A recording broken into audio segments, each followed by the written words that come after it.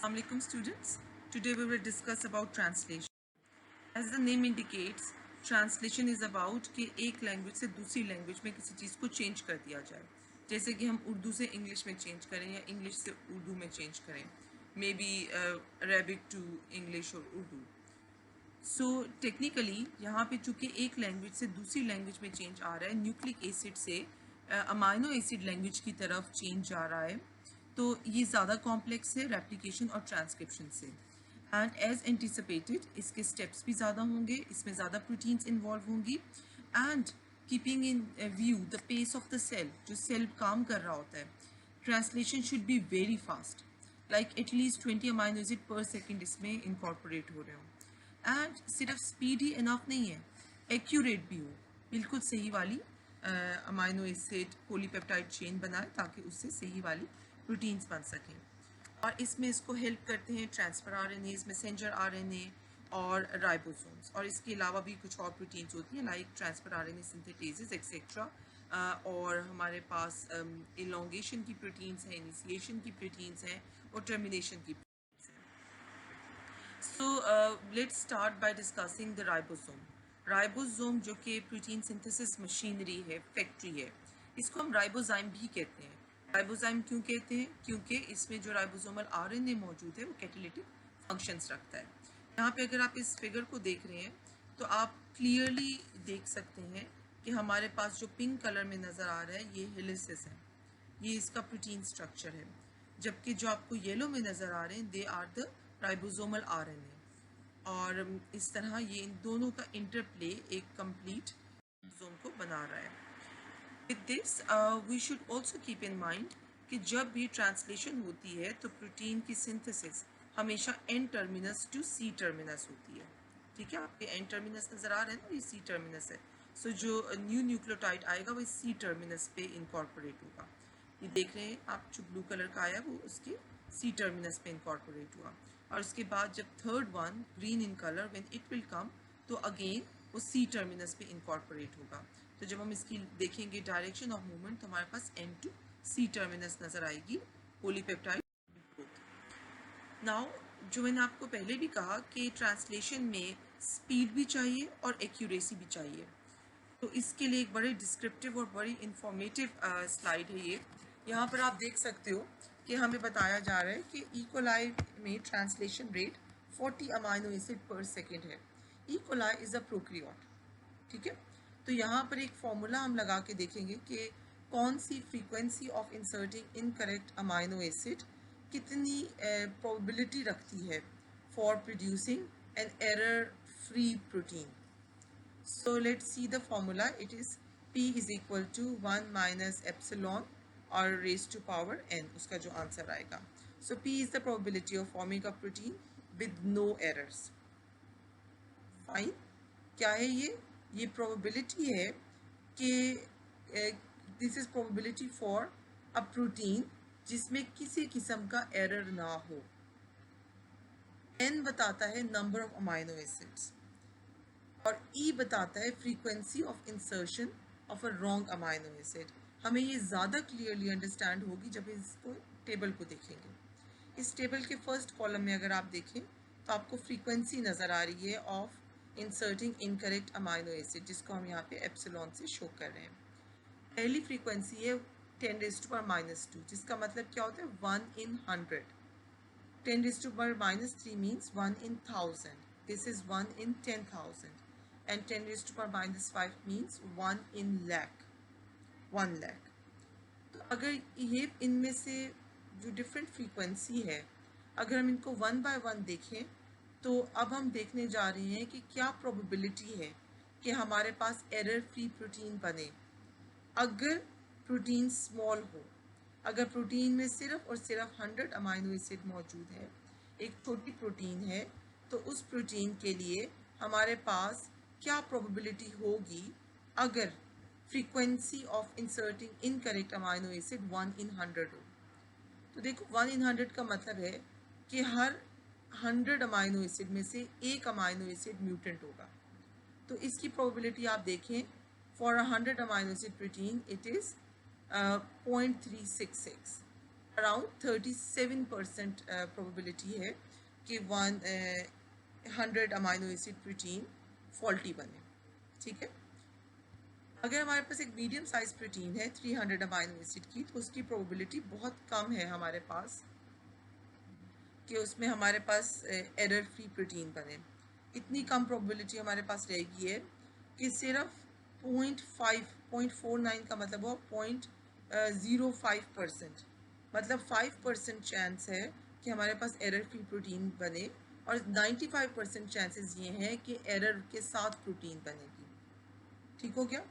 और अगर हमारे पास 1000 अमाइनो एसिड लॉन्ग प्रोटीन है which is a large protein, तो with this frequency 1 in 100 mutation frequency, तो हमारे पास कोई चांस नहीं है कि हमारे पास कोई भी ऐसी प्रोटीन हो जो कि एरर फ्री हो।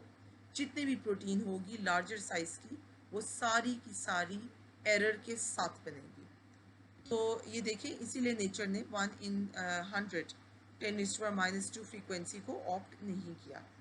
सेकेंड पे देखें 1 in 1000, सो 1 in 1000 की अगर फ्रीक्वेंसी है तो there is 90% chances, almost 91% chances हमारे पास क्या हैं कि हमारे पास स्मॉलर प्रोटीन जो कि 100 अमाइनो एसिड लॉन्ग हो वो एरर फ्री बने। अगर हमारे पास 300 अमाइनो एसिड लॉन्ग प्रोटीन है तो उसका चांस एरर फ्री बनने का 0.74% है, 0.74 है, जिसका मतलब हुआ 74%। ठीक है, हमारे पास पॉइंट्स में 0.74 आ रहा है और परसेंटेज में हम कहेंगे 74% चांसेस हैं। और 1000 अमाइनो एसिड लॉन्ग प्रोटीन में सिर्फ 37% चांसेस रह जाते हैं कि हमारे पास एरर फ्री प्रोटीन बनेगी। ठीक हो गया। तो इस केस में स्मॉलर तो ठीक बनेगी, लेकिन जो लार्जर वन है वो एरर के साथ बनेगी, इसीलिए नेचर ने 10⁻³ को भी ऑप्ट नहीं किया। लेकिन जब हम देखें 10⁻⁴ विच इज़ 1 in 10,000, तो this is what is chosen by the nature. Allah सुब्हान ताला ने इसको ट्रांसलेशन के लिए फ्रीक्वेंसी मुकर्रर किया। और इसका बेनिफिट देखें कि अगर हमारे पास 100 अमाइनो एसिड लॉन्ग प्रोटीन है तो 99% चांस ये है कि वो एरर फ्री बनेगी। अगर हम मीडियम साइज प्रोटीन देखेंगे तो 97% चांसेस हैं कि वो एरर फ्री हो। और अगर हम लार्जर प्रोटीन्स देखेंगे तो 90% चांसेस है कि वो एरर फ्री हो। तो इसका मतलब है कि यहाँ पर कम एक्सपेंडिचर किए बगैर मैक्सिमम हमारे पास एरर फ्री प्रोटीन्स बन सकती हैं जब हमारे पास 10⁻⁴ frequency of inserting incorrect amino acid है। इससे जब ऊपर जाते हैं तो फ्रीक्वेंसी तो ऑलमोस्ट 100% करेक्ट हो जाती है, but this becomes very very costly for the cell to maintain. तो इसलिए आपको पता है ना, सेल हमेशा काम करता है on the conservation of resources. तो इसलिए 10⁻⁴ is the preferred and the chosen frequency of inserting the incorrect amino acid for the prokaryotic cell. अच्छा, यहाँ पर आप देखें हमें नज़र आ रहा है फाइडेलिटी ऑफ ट्रांसलेशन, कि हम कहते हैं कि अमाइनो एसिड खुद तो रिकग्नाइज नहीं करता कोडॉन को, तो इसके लिए उसको एक मीडिएट एडेप्टर मॉलिक्यूल चाहिए होता है, और adapter molecule is present in the cell in the form of transfer RNA. So transfer RNA दो काम कर रहा होता है। एक काम ये कर रहा होता है कि वो स्पेसिफिक कोडॉन के साथ बाइंड कर रहा होता है, और दूसरा काम वो ये कर रहा होता है कि वो राइट अमाइनो एसिड को पॉलीपेप्टाइड चेन में इनकॉर्पोरेट कर देता है। और ये राइट अमाइनो एसिड कहाँ से आता है ये हम आगे देखेंगे, कैसे specific transfer RNA synthetases charged amino acid को अटैच करते हैं ट्रांसफर आरएनए के ऊपर। बॉटम पे आपको जो साइंटिस्ट नज़र आ रहा है, Robert Holley, he got Nobel Prize in 1967 for his work on transfer RNA. So the translation machinery, to be precise, इसमें काफ़ी कंपोनेंट्स होते हैं, लेकिन अगर हम ओवरऑल देखें तो it contains transfer RNA, ribosomes, amino acid transfer RNA synthetases. तो इसमें हमारे पास ये जो थर्ड वन है, this is the enzyme. Ribosome हमारी प्रोटीन फैक्ट्री है और ट्रांसफर आरएनए हमारा कैप्टर मॉलिक्यूल है।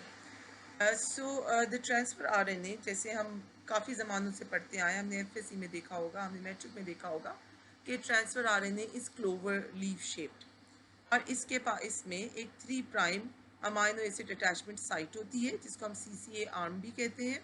हमारे पास टक लूप होती है, हमारे पास DHU लूप होती है और हमारे पास एंटीकोडॉन लूप होती है। इस एंटीकोडॉन लूप में एंटीकोडॉन मौजूद होता है जो कि स्पेसिफिकली इंटरेक्ट करता है मैसेंजर RNA के कोडॉन के साथ और इसकी इंटरेक्शन इंश्योर करती है कि right amino acid polypeptide chain में इनकॉर्पोरेट हो। ठीक हो गया। अब अगर हम इस क्लोवर लीफ शेप को गौर से देखें तो इसमें ऑलमोस्ट हाफ रेजिड्यूज न्यूक्लियोटाइड्स ऐसे हैं जो कि हाइड्रोजन बॉन्डेड है, मतलब बेस पेयर्ड है। हमें सिंगल स्ट्रैंडेड नज़र नहीं आता बल्कि हमें इंट्रामोलिक्यूलर कॉम्प्लीमेंटैरिटी नज़र आती है। और वो जगह जहाँ पे इंट्रामोलिक्यूलर कॉम्प्लीमेंटैरिटी नहीं है वहाँ पे लूप्स नज़र आती हैं। ठीक है। और इसमें 73 to 93 राइबोन्यूक्लियोटाइड्स मौजूद होते हैं। और इसमें अगर आप देखें तो मॉडिफाइड बेसिस भी मौजूद है। मॉडिफाइड बेसिस में आप देखें तो आपको जिस तरह यहाँ पे सूडोयूरिडीन नज़र आ रहा है, यहाँ पर ये जो इनको हम एंजाइम मॉडिफाइड बेसिस भी कहते हैं क्योंकि after transcription, post transcriptional modification के दौरान ये न्यूक्लियोटाइड कन्वर्ट होते हैं into these modified basis. So her transfer RNA में 7 से लेके 15 ऐसे मॉडिफाइड राइबोन्यूक्लियोटाइड्स मौजूद होते हैं। अब वहाँ पे क्या फंक्शन परफॉर्म कर रहे होते हैं? They prevent the base pairing and there they create hydrophobicity. They allow for the protein interactions and they also allow codon recognition. और ये unnecessary वहाँ पर पेयरिंग नहीं होने देते हैं। ठीक हो गया। और इसके अलावा अगर हम देखें तो हमारे पास 5 प्राइम पर फॉस्फोराइलेटेड गुआनिन आमतौर पे मौजूद होता है। ठीक है, फॉस्फोराइलेटेड 5 प्राइम टर्मिनस हम देखते हैं।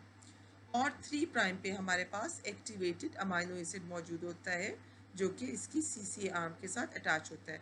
अगर आप कंपेयर करें तो 3 प्राइम आर्म थोड़ी सी प्रोट्रूड आउट हुई हुई है। ठीक हो गया। होता है कि ये जो हमारे पास टक लूप और DHU लूप है ये दोनों आपस में एक तरफ होती हैं और उसके बाद ये उल्टे L की एक शेप अपनाता है।